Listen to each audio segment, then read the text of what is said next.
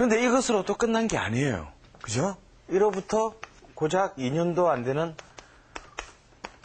50년 6월 25일에는 이제 아주 우리 한반도 역사상 가장 비극적인 사건이 일어났습니다. 이른바 한국전쟁이 발발했습니다. 뭐 전쟁 고아라든지 부상 자영 이런 걸 뭐 셀 필요 없이 그냥 사망자만 거의 400만 명에 이르는 어마어마한 동족 산잔의 비극이 일어났습니다. 그리고 이제 53년에 가서야 이제 휴전이 되고 38선이 아닌 휴전선이라는 경계선을 다시 원위치한 것입니다. 그죠? 이렇게 해서 이 해방에서 분단 그리고 전쟁 그리고 휴전에 이르러서 이 1960년도가 되기 전까지의 이 약 15년의 기간 동안은 정말 20세기에서 우리가 겪을 수 있는 수많은 어떤 그런 슬픔과 고통의 시간이었습니다. 그리고 또한 동시에 이런 그 엄청난 시간 안에 자, 우리의 이제 대중음악은 어떠했는가를 이제 한번 살펴보도록 할게요. 우리나라의 대중음악의 어떤 산업적인 토대는 당연히 일본 제국주의 자본에 의해서 식민지 시대에 만들어졌어요. 왜냐하면 이제 우리가 그 들에서 논매면서 논일하면서 밭일하면서 부르던 민요들은 뭐 그 산업적 기반이 필요 없잖아요, 그죠? 그냥 부모한테서 배우고 또 다시 내 자식한테 가르쳐주고 이렇게 해서 그 마을 공동체가 만들어간 문화였다면 이 대중음악은 철저히 회사에서 만들고 시장에서 판매하고 매체, 라디오라든지 TV라든지 이런 걸 통해서 사람들에 널리 알려지는 어떤 그런 문화지 않습니까? 그렇기 때문에 우리가 지금 여기 앉아있는 스튜디오처럼 산업적 기반이 필요해요. 그런데 해방이 되면서 이 모든 해방 이전에 어떤 우리 대중음악을 가능케 했던 일본의 산업 자본들이 당연히 전부 다 철수해버렸겠죠. 그래서 순간적인 일종의 우리 대중음악 공황 상태가 발생합니다. 그래서 뭐 음반을 만들어도 공장이 당장 없는 거죠. 그래서 그 당시에는 이 해방돼서 분단이 되기 전까지 이 시간 동안에는 어떤 우리가 지금 생각하는 음반이 나오고 그걸 통한 시대라기보다는 주로 뭐였겠습니까? 공연을 중심으로 한 무슨 그랜드 쇼, 무슨 쇼 이렇게 해서 그 극장을 우리가 지금 우리 보통 가는 지금 극장들 있잖아요. 요즘 다 멀티플렉스지만 그 당시에 뭐 국도 극장이다, 스카라 극장이다 이런 경우는 영화관만이 아니고 주로 공연을 하는 무대에서 공연을 하는 그런 무대였어요. 그래서 이런 극장에서 일어나는 공연장에서 하는 이제 그 공연을 중심으로 해서 이제 음악이 많이 만들어졌는데, 참으로 재미있는 것은요, 당연히 뭐 갑자기 8월 15일 해방이 됐다고 해서 갑자기 문화가 모든 게 싹 바뀌는 건 아니죠. 문화는 가장 늦게 바뀌고요. 그리고 가장 늦게 바뀐 것만큼 가장 오래 갑니다. 그래서 식민시대 때의 트로트의 문화들이 여전히 남아있고 그때 식민시대 때 스타들이 여전히 해방이 되고 난 뒤에도 여전히 스타였어요. 가장 뭐 대표적인 경우가 우리나라 최초의 슈퍼스타라고 할 수 있는 인물은 이제 1930년대 중반에 등장한 진주 출신의 남인수라는 가수예요. 예. 우리 1세대 슈퍼스타라고 할 수 있는 사람입니다. 그분은 여전히 이 해방이 되고 난 뒤에도 최대의 그 인기를 누리고 있었지만 이 해방 공간에 정말 뉴 페이스, 새로운 슈퍼스타가 이제 등장하죠. 시대가 바뀌고 언제나 새로운 스타가 등장하잖아요. 바로 그분의 이름은 현인이라는, 어떻게 보이셔요? 굉장히 잘생겼고 지적으로도 보이시죠.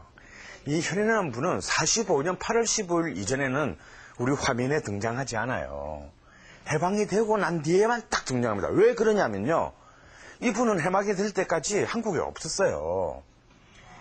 본래는 일본에 유학한 그 일본 유학파였습니다. 근데 일본에서 이렇게 이제 이른바 그 대동아 전쟁에 징집되어서 강제 징집되어가지고 이제 군대에 끌려가게 됐어요. 그래서 이 관동군으로 끌려가다가 탈출을 합니다. 탈출을 해가지고 상하이에서 이렇게 숨어 있다가 해방을 맞아서 귀국을 하게 돼요. 그러니까 본래 어떤 이른바 연예계 출신이라기보다는 우리 현대사처럼만큼이나 파란만장한 그런 삶을 통해서 이제 개방이 되고 난 뒤에 귀국해서 우리 대중음악사의 슈퍼스타가 됩니다. 이분의 이름을 폭발적으로 알린 노래이자 바로 이 해방 공간, 이 45년에서 48년 사이에 가장 대표적이고 유명한 최고의 히트곡이자 지금까지도 뭐 여전히 노래방에서 그리고 또 김상진 감독이 동명의 영화로도 만들었죠.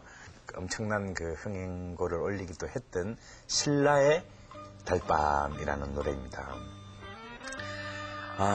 이 노래를 현인은 굉장히 독특한 발성으로 이렇게 불러요. 도저히 지금 생각해도 뭐, 이건 너무나 독특하고 독창적이다라는 생각인데요.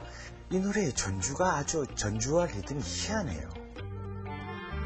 이 노래의 멜로디는요, 이전에 식민지 시대 때 트로트, 우리가 뽕짝이라고 부르는 트로트의 그 오음계, 단조 오음계랑 똑같아요. 근데 리듬은 트로트의 리듬이 아닙니다.